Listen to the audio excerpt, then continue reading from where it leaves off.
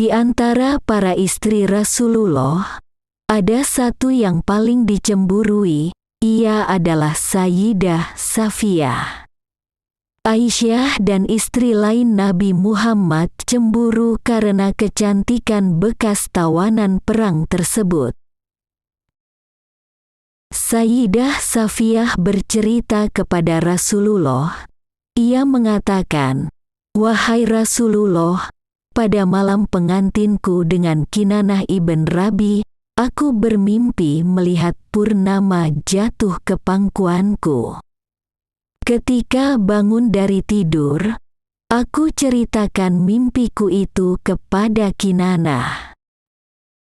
Dengan marah ia berkata, 'Hal itu terjadi tiada lain karena engkau mengharapkan si Raja Hijaz, Muhammad.' Ia pun menamparkan wajahku dan hingga kini bekas tamparan itu masih ada di wajahku." Rasulullah bersabda kepada Safiyah, "Sesungguhnya engkau adalah putri seorang nabi, pamanmu seorang nabi, dan engkau menjadi istri dari seorang nabi. Jadi, apa yang bisa dibanggakan di hadapanmu?" Ummul Mukminin Safiyah binti Huyai adalah seorang wanita tawanan yang bertakwa, bersih dan suci. Ialah wanita yang memiliki dua mata yang berkaca-kaca, kejernihan yang paling jernih. Nasabnya adalah Safiyah binti Huyai ibn Akhtab ibn Syu'bah ibn Salabah ibn Ubaid ibn Kab ibn Abi Hubaib, keturunan Bani Nadir. Ia adalah anak cucu Lawi ibn Yakub dan dari keturunan Harun ibn Imran, saudara Nabi Musa alaihi salam. Ia adalah Ummul Mukminin yang mulia dan cerdas, berasal dari keturunan terhormat dan mulia. Selain itu, ia juga memiliki kecantikan dan agama yang kuat. Sebelum memeluk Islam, Safiyah pernah menikah dengan Salam ibn Abi Hakik, kemudian dengan Kinanah ibn Abi al-Hakik, penguasa benteng Al-Qumus, benteng yang paling megah di Khaybar. Keduanya adalah kesatria dan penyair terbaik dari kaumnya.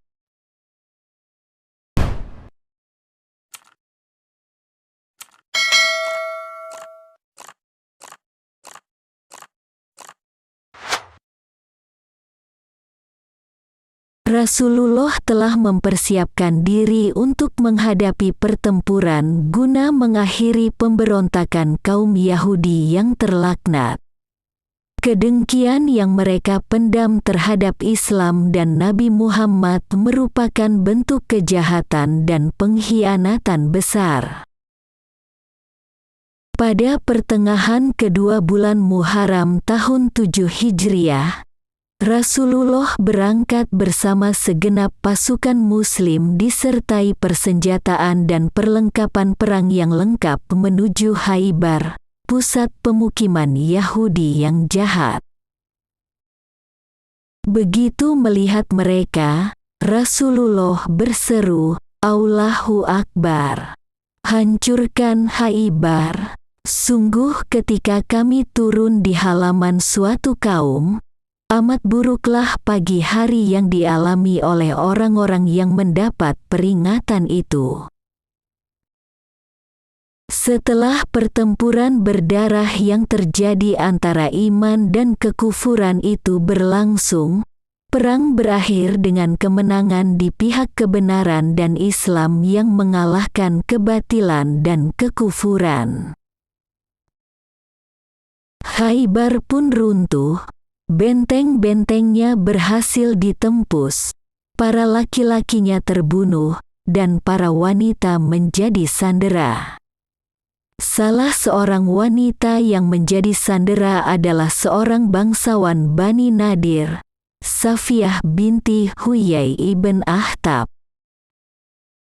Ia adalah kembang para wanita Khaybar yang paling mulia bagi mereka, dan saat itu Sayyidah Safiyah belum genap berusia 17 tahun.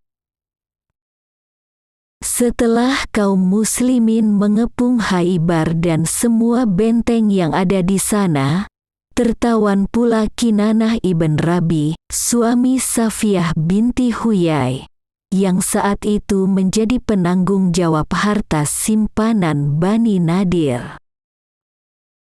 Para wanita Kumus pun digiring sebagai tawanan. Rombongan itu dipimpin oleh Safiyah istri Kinanah, ditemani oleh seorang saudari sepupunya. Mereka digiring oleh sang muazin Rasulullah, Bilal ibn Rabah. Safiyah dan saudarinya dibawa menghadap Rasulullah. Saat itu ketenangan menyelimuti wajah Safiyah yang cantik jelita. Sementara itu, rambut saudari sepupunya tampak tidak karuan dan berlumuran debu dengan baju yang tercabik-cabik. Setelah itu, beliau memerintahkan agar Safiyah digiring ke belakang beliau, kemudian beliau melemparkan selendang kepadanya. Itu adalah pertanda bahwa Rasulullah telah memilih Safiyah untuk diri beliau sendiri. Kaum muslimin belum mengetahui apakah Rasulullah hendak menikahi Safiyah ataukah menjadikannya sebagai budak. Namun, setelah beliau memakaikan hijab kepada Safiyah, mereka pun tahu bahwa beliau telah menikahinya.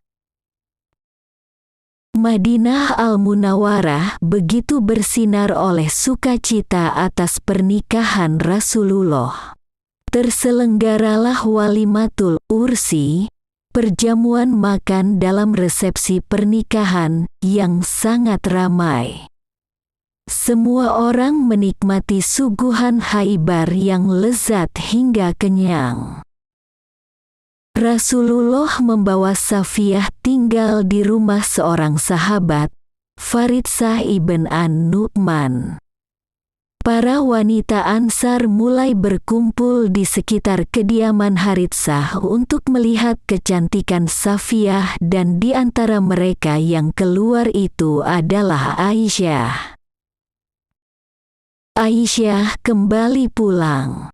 Ia tinggalkan Safiyah lalu menemui para istri Rasulullah lainnya. Aisyah berjalan dengan penuh kecemburuan dan kejengkelan. Pasalnya, ia pun mengakui akan kecantikan dan keelokan Safiyah di hadapan para istri yang lain. Sayyidah Safiyah menyaksikan wafatnya Rasulullah karena ia merupakan salah seorang ummahatul mukminin yang berkerumun di sekeliling alas tidur Rasulullah saat beliau sakit. Safiyah wafat pada masa kekhalifahan Muawiyah, yaitu pada tahun 50 Hijriah. Jenazahnya dimakamkan di Tanah Baqi di sisi para ummahatul mukminin lainnya. Semoga Allah merahmati Ummul Mukminin Sadikah Al-Aminah Al-Muslimah Safiyah binti Huyai.